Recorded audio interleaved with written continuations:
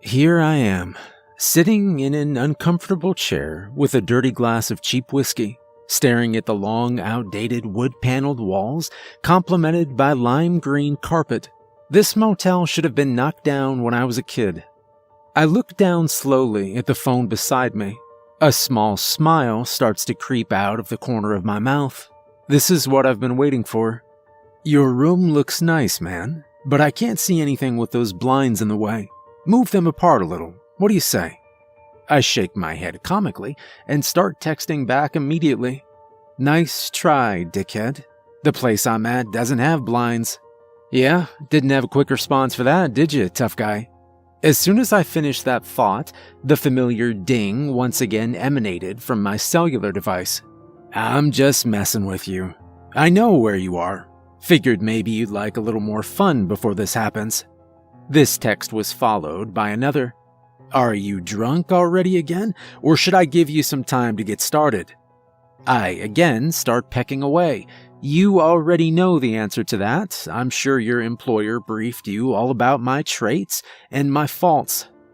Radio silence. Just enough time to finish up the last bit of whiskey. Man, that's awful. For those that are addicted to something, I mean truly addicted, you can't explain to anyone how much you want to quit. It's a horrible battle. I found that the worst part of addiction is that I don't enjoy the feeling anymore. I don't like being drunk. I have to be drunk to exist. I never smoked, but the people that do have conveyed that same thought to me. I used to be an operator. It's a long, complicated story, but I can sum it up easily. I am called when a high-value target needs to go quiet. Sure, you're probably thinking of the word Hitman right now. I can't say you're wrong. I started legitimate, though. I served my country, and then as a public servant. I have seen more insanity than most. That's the only history lesson you'll get on me. My phone vibrated again.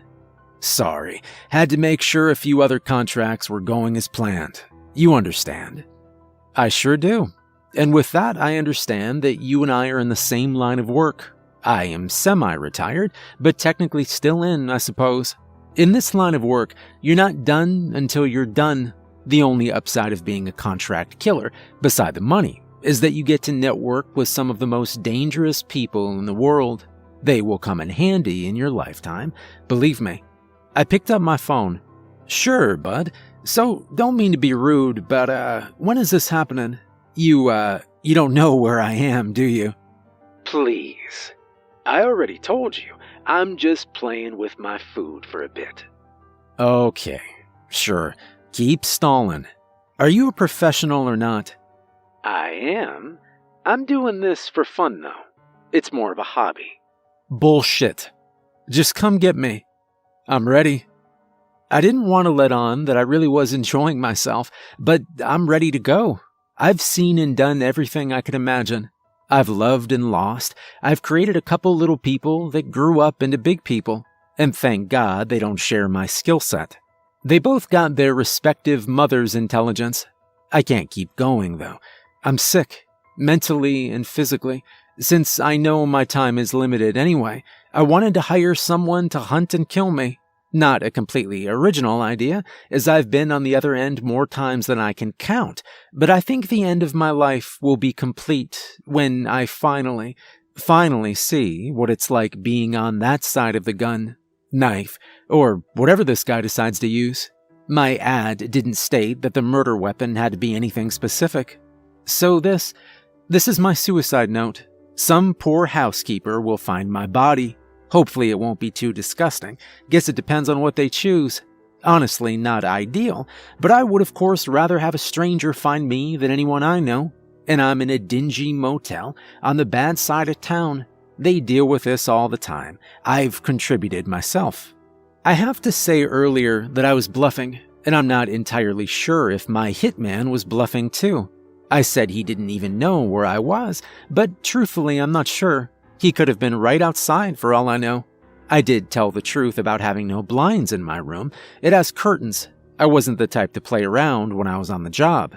I know some guys are, so I guess I'm dealing with one of them. Well, as long as the end result is me dying, I'm gonna fight a little. It wouldn't be fun otherwise. But otherwise, though, I'm completely ready to go. My phone buzzed again. Ah, the Mona Lisa Hotel. Skid Row, huh? Hey, congrats, Junior Detective. You finally found me. Now, out of 100 rooms, you have to see what hole this mouse is in. Ha! Appropriate. 'Cause I'm the big cat, bro. I pinched the bridge of my nose with my left thumb and forefinger. Oh my god, this guy's cringy. Just do it already. I wasn't inviting him to join my analogy of being a mouse for him to say he was a cat. It's just... I'm sorry. I'm getting a little carried away. Wow, maybe I'm starting to get nervous. I've never had this feeling before. I laugh a bit, looking inside my own head. I'm about to die. This is kind of unreal, to be honest, but I'm not upset. This is what I chose, and this is what I'm gonna follow through with. Yeah, you know I'm close now. You know, that cat line was kinda cringy. Sorry. Ah, a self-aware hitman. You know, it won't take me long to find out what room you're at. Do you want to just make it easier for me? Alright. Tell you what, I'll play a game with you. I see that's your kind of thing. The room number I'm in is my favorite baseball player of all time. I don't know if he'll get this, but I did drop a few hints when I was making the arrangement with his employer, a well-known hitman that is very precise, a hitman that I trust and should choose the best man for the job.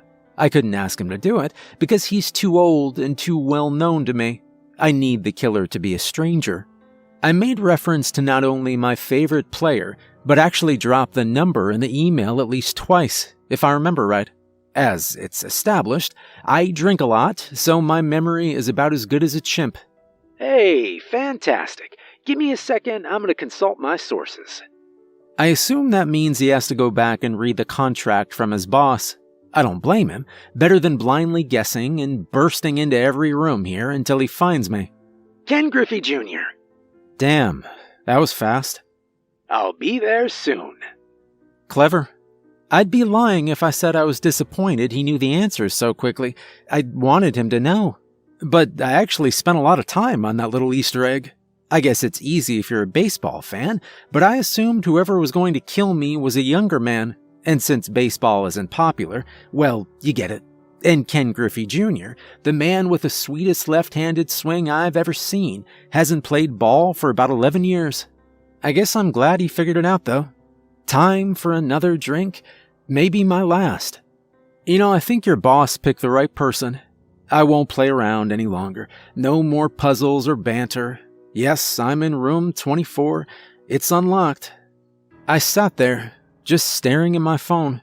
I eventually turned it over on its face, just to relieve me of the pain. I won't be here much longer.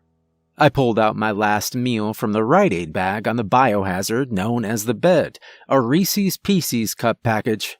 That's all I want, and it's perfect for this occasion. It's simple, clean, and of course delicious. My phone buzzes again. A thumbs up emoji. I stared into the wall for a moment, probably longer than I remember, slowly getting out of the chair, feeling like my spine and knees will completely give out. I made my way to the shower. No point in worrying about how disgusting the room is now. I'm gonna cleanse myself, like the Spartans did before a battle, like they did when they knew that they were destined to die. I don't have any olive oil to rub all over me. I tried to think of everything, but in my current state of mind, I think you can forgive me. After a long shower, the bathroom is foggy with steam. I step out, wipe off a small spot on the mirror just to see my own eyes. The eyes that have killed, destroyed, hurt, but alas, the eyes that have helped, loved, and hurt. No time to get regretful or sentimental. I'm dressed, I'm ready. I go back to my chair. I'm in the furthest corner from the door. I want to watch all this go down. My phone buzzes, but I don't look at it. I keep my eyes focused on the entrance. I need to see the person responsible for taking my life. After all, I've paid a huge fee, and they better be worth it. All right, fine. If you won't answer your phone, I'll just talk to you like cave people used to communicate. I hear coming from outside the room. Yeah, we can do that. We can talk like civilized people before we find our conclusion. I half yell. But there was no more talking. The door seems to disintegrate as some type of explosive charge rocks my room, and probably most of the building. The window next to it even shatters. I temporarily shield my eyes from the debris. When I lower my guard, open my eyes, I see my son, ready to kill me. Well, that's not how it exactly happened. I did die that day. I died right after the first text came in. As I was replying to the question about the blinds, the guy came in and almost choked my head off. Not that exciting. I hired him. I was the employer, I know that. What I don't know is where I am right now. I can't tell if I'm in heaven, hell, or purgatory. I relive this day every day. I think this is my punishment. The worst part is believing that my son would be happy to kill me. Maybe he would. I thought I had questions in life. I didn't know how many questions you could have after death.